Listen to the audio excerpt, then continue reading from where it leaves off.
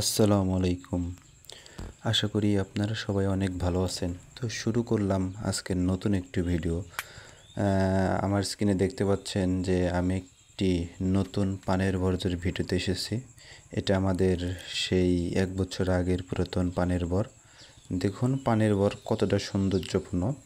এটা অবস্থিত রাজশাহী জেলায় বাগমারা থানায়। ইতিমধ্যে আমার চ্যানেলে অনেক কয়টা ভিডিও দেখেছেন। তার মধ্যে এই আমাদের পানের বরজটা অন্যরকম ভালো মধ্যে পড়ে আর কি। এখানে সব ধরনের পান হয়, ছোট বড় মাঝারি। সবচাইতে এই পানের বরজে আপনার বড় বড় পানি বেশি, ঠিক আছে।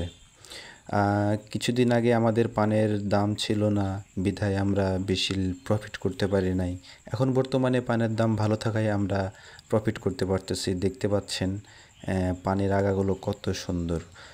বর বাঁধানো হয়েছে আজ থেকে 7 দিন আগে। তো কিছু কিছু পড়ে গিয়েছে, তো ওগুলো উঠাই দিতে হবে। মানুষ দিয়ে উঠাইতে হয় আর কি।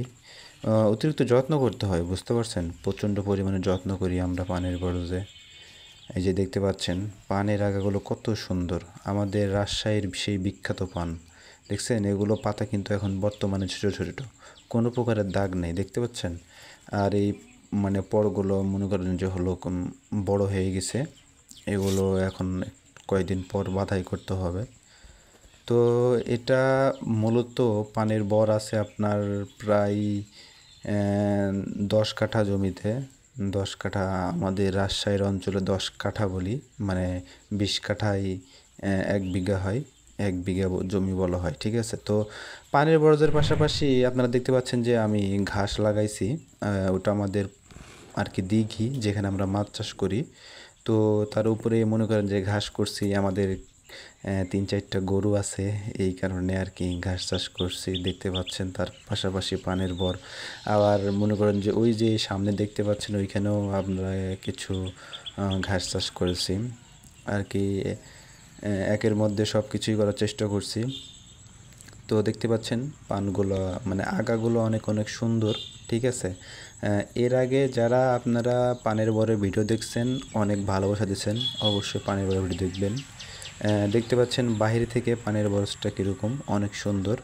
আমরা মূলত উপরের ছাউনিটা দিই শিংটি বলা হয়, যাটা বলা হয় পাটখড়ি। দেখতে পাচ্ছেন বাহিরেও দেখছেন পুকুরের উপর দিয়ে আমরা পানের বরের পাশাপাশি আমরা ঘাস চাষ করছি, ঠিক আছে। এটা হলো আমাদের পানের বরজ। এটাগুলো আপনার 2 চোখ যেদিকেই যাবে সেদিকেই আপনারা পানের বরজটা দেখতে পাবেন। এখানে একটা পানের বরজ ছিল, তো পানের দাম কম হওয়ার কারণে কৃষক তার জমিতে এখন ধান রোপণ করেছে। আপাতত এখন